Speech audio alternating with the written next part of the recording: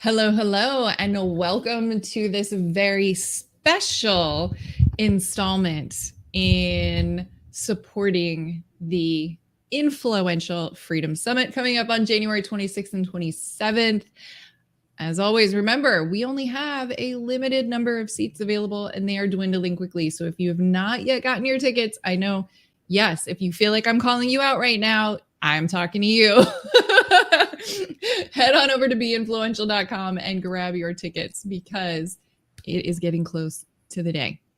But the reason I am saying today is a special one is we have met with most of the speakers up to this point. We've even met with some of the sponsors up to this point.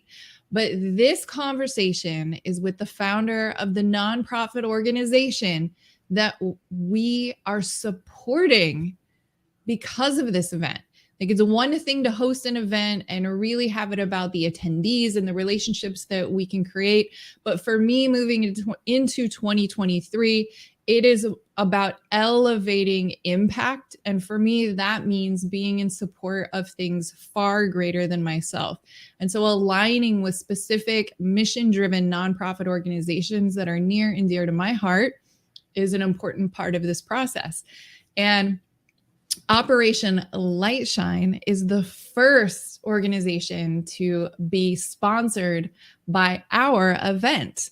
And so for each and every one of you, as you are investing in that ticket, investing in your experience, investing in your 2023, you are also investing in this organization that I am so excited. If you've not heard about it, you're going to love what they are doing. So welcome, Matthew Murphy.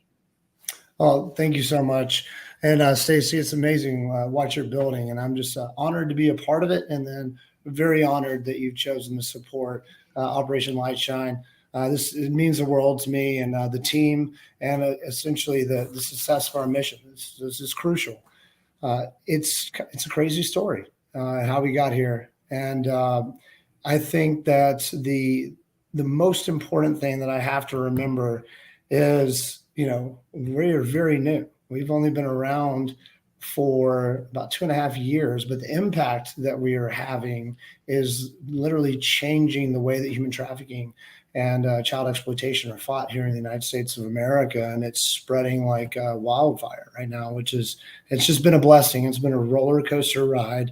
So within that, I have been drinking through a fire hose, so to speak, on how to implement something that's never happened before, build a business model behind it, and this charity umbrella and coalition that we have supporting it. So it's there's a lot to download, but I'm excited to do it. Oh, I'm certain. Well, and that's why for me, it was really important to partner with this. One, as knowing you and a lot of your staff are also fellow veterans. So any opportunity to support our battle buddies, no matter what the function and the purpose is always near and dear to my heart. But like you mentioned, right, how you've been able to position yourself to battling human trafficking and child exploitation is so unique. And the fact that you've been able to capitalize and gain so much momentum in such a short period of time just means, you are positioning yourself correctly to create an amazing impact. And so the opportunity for us to take a portion of the proceeds from our event and donate that to your organization is just huge. So that is the reason I wanted to bring you on and really highlight the powerful work that you're doing, and that, those who are attending our event are investing in something far greater than themselves and even their own impact in this way. So I'd love for you to share a bit about who you are, definitely some more about your organization and the amazing things that your work is doing. Definitely. Well, thank you so much. So I spent a career in the military, mostly in special forces. Did some interagency work. I'm not going to talk a whole lot about that. But I actually officially retired from Special Forces last Friday.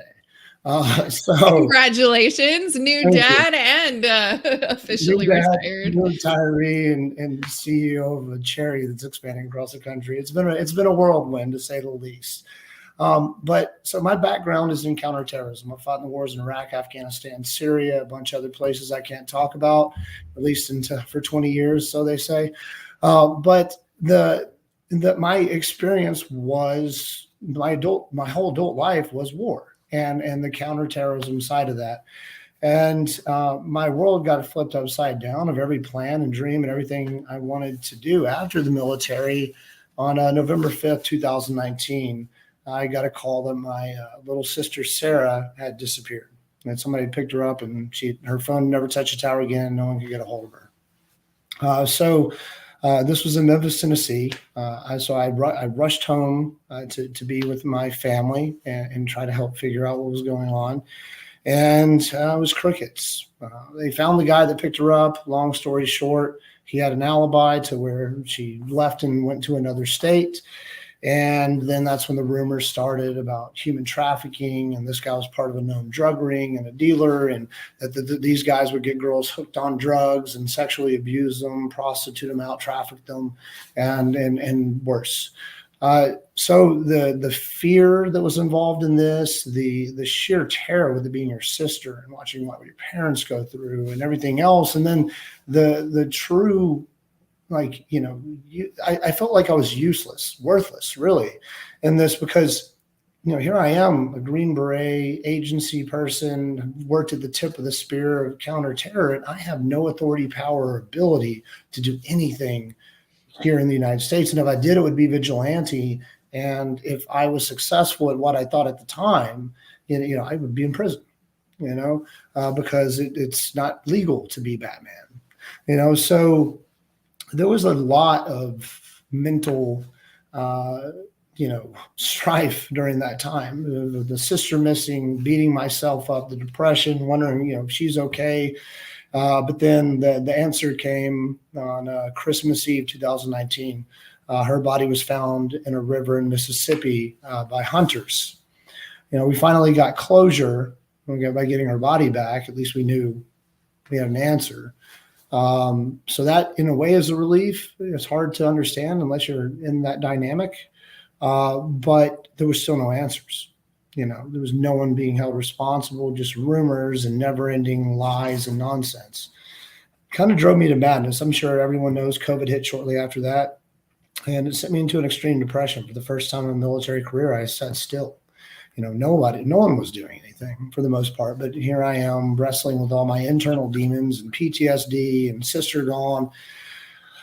I was lost. The beginning of COVID was rough. Not going to go on a religious rant, but one day I just decided to pray. And I was not religious up to that point, but one day I just prayed. And I started looking at human trafficking. I started to look into these issues and see how bad they were. Now, I'd seen it all over the world, because selling women and young children, unfortunately, is a currency in war. Especially in Syria, the Middle East, it's just part of their culture. I hate to say it like that, but and we're not allowed to get involved, because we're there for other reasons and authorities, and lack of a better way to say it, you have to just kind of watch it, So the scale to learn about how bad it is here in the United States, to learn about, and then learn about child exploitation, which statistically is 1,000 times worse than human trafficking.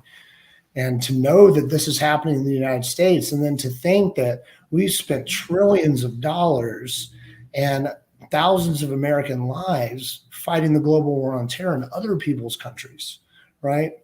But here we are losing thousands of lives here in the United States every year to trafficking, to overdoses, to cartel movements, and now the ramifications of child exploitation are going to be something like we've never seen before in human history.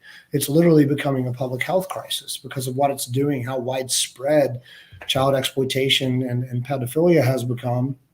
So, and then I'm like, why is the government not doing anything about this? We spend $40 billion a year internally to fight the war on drugs. And, I say this jokingly, but you can go to any party and buy a dime bag or whatever you want to do. Right? A failing war. Drugs are everywhere. everywhere. We have failed. And unfortunately, the fentanyl epidemic is killing people in rates we've never seen, and no one even bats an eye. Just this year in Nashville, we've lost 752 people to fentanyl death, overdose. But it's not even on the news. Occasionally hear about a big bust, but people are dying left and right. So, a little tangent, but my point is I started to see the truth. So I decided to do something about it. Started to Google charities. There's charities that are fighting this. But when I started to research charities fighting it, an overwhelming majority were fighting human trafficking and child exploitation overseas. And then I was like, well, that makes sense because you can't be Batman. But I was like, I'm just going to do Batman anyways. So I initially was going to do that. And, I was going to set up this reverse engineer the global war on terror and get the boys together. And we were going to go find traffickers and pedophiles. And I thought it was a great idea. Luckily, I was able to meet with a gentleman from Homeland Security who's considered the pioneer of how we fight child exploitation globally. And he told me that it was a really bad idea and that, I would go to jail and, I might want to reconsider my approach. And I say that jokingly, but he shot down everything I did, everything I had built over the past 6 months. He shot down in 10 minutes of meetings while I'm at a table surrounded by Homeland Security and FBI agents. I'm like, well, so, like any successful business, if you try plans, you have a plan A, B, and C.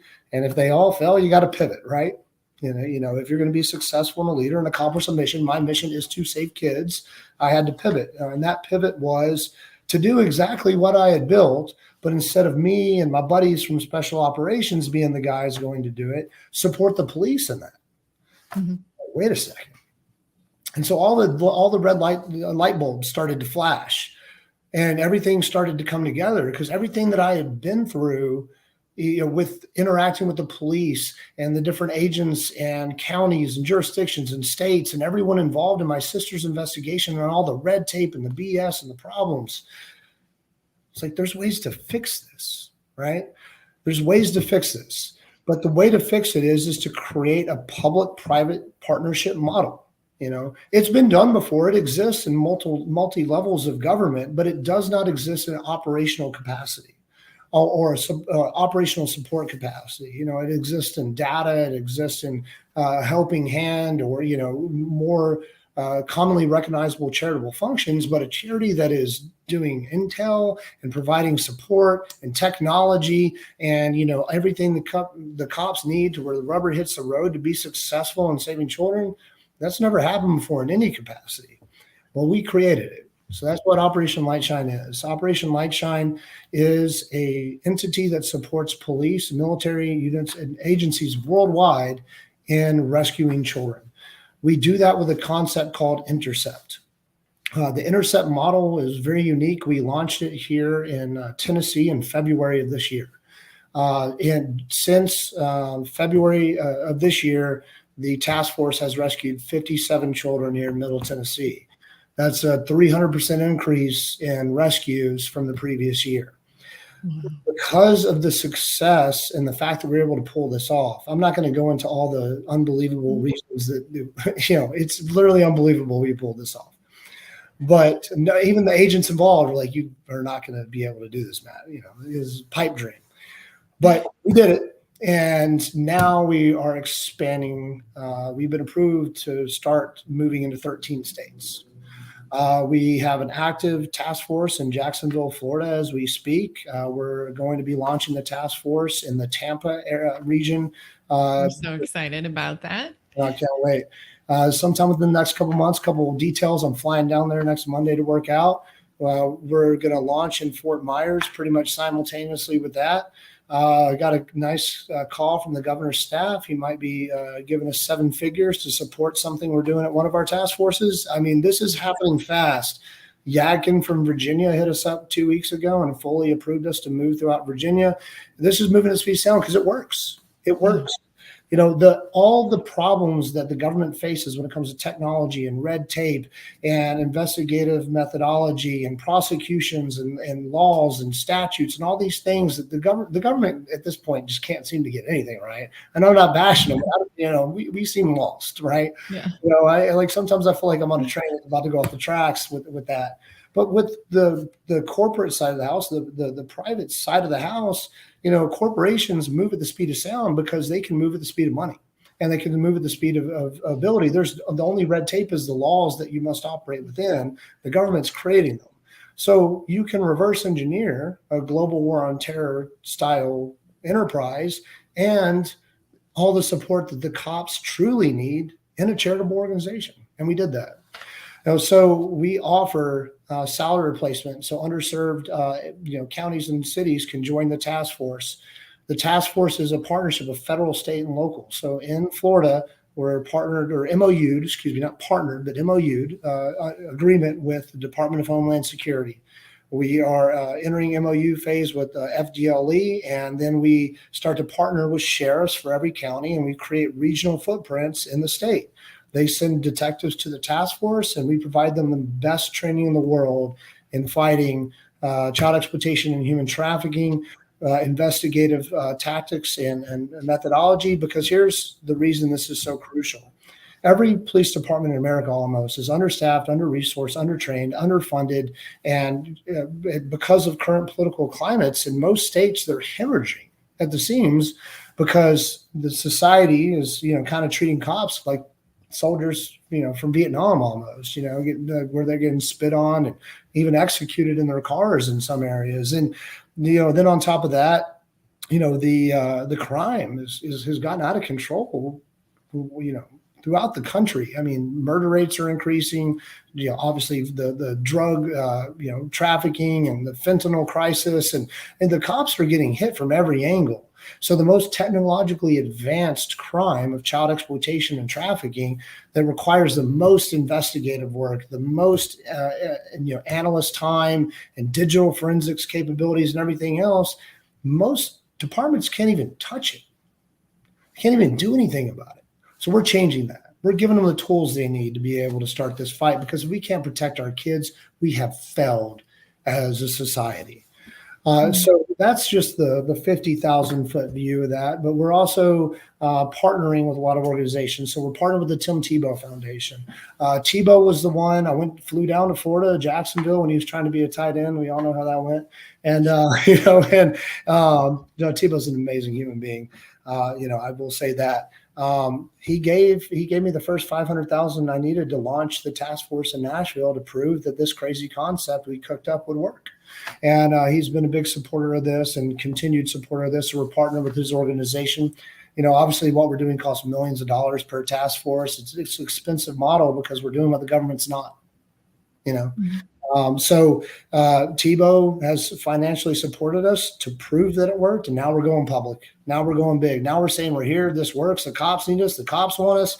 Now we need the public to get behind us and support us so we can save our kids, because the world's after them right now. Yeah. We're partnering with the Child Rescue Coalition, the National Child Protection Task Force, Lantern Rescue Foundation for overseas missions. We've rescued thousands of kids in Ukraine from the front lines of the Russian war, specifically orphans. I forget how many thousands of people that we've saved from Afghanistan since the U.S. pulled out, people that worked with the United States military and fought, bled, and died with us, or didn't die. I guess the ones who are still alive, we've gotten them out of there and their families. Anywhere there's a crisis in the world, we have a team of some of the best people in the world, from the former federal agents to former military intelligence agencies. I mean, we have found and identified the best of the best over the past 2 years, brought them under one roof. And if something goes wrong in the world, we find people to give us money to solve it, and we rapidly deploy in and try to do our best to solve the problem. That's amazing. That's so amazing. And for everyone who just listened to that whole thing, without a doubt, they fully understand why we immediately were on board with supporting you and your mission, because it's just absolutely vital. And that's exactly it. As somebody who has recovered from my own childhood trauma, and doing the work that I do in the mental health industry and working with so many adults who have experienced childhood trauma, the opportunity to stop it at the source is key. Yeah.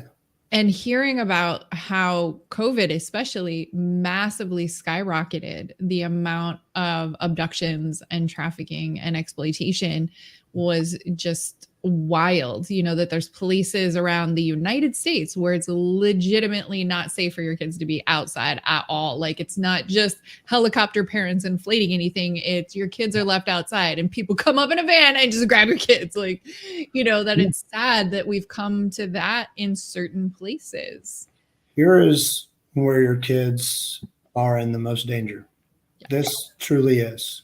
Now, this is one thing that I really hope hits home with everyone who comes to the conference. The second you give your child a phone or an iPad, you're giving your child access to the world, but you're also giving the world access to your child.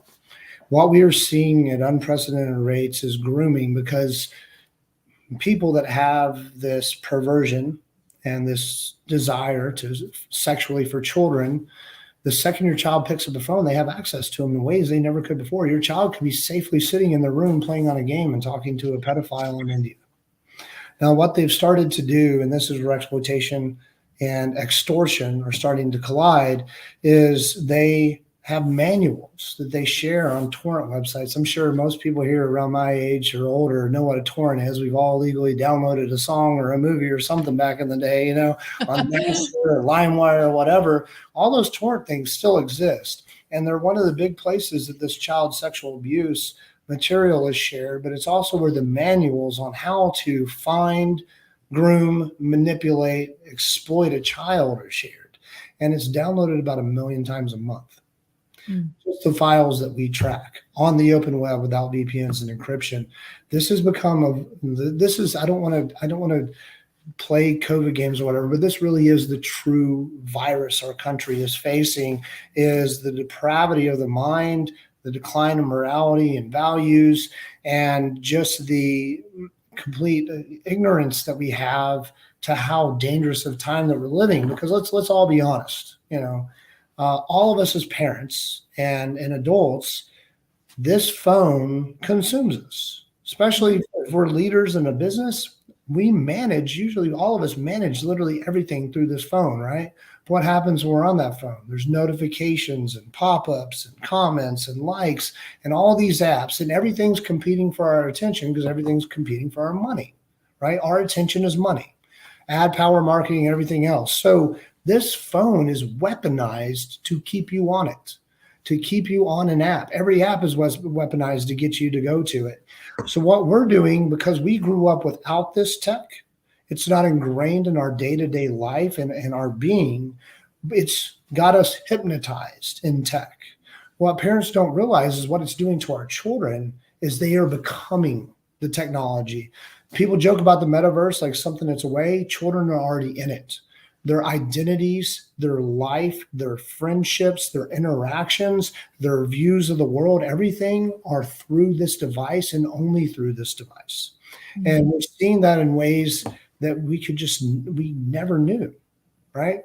That this could happen. And we were oblivious to it because while our life is not on here, most of our time is.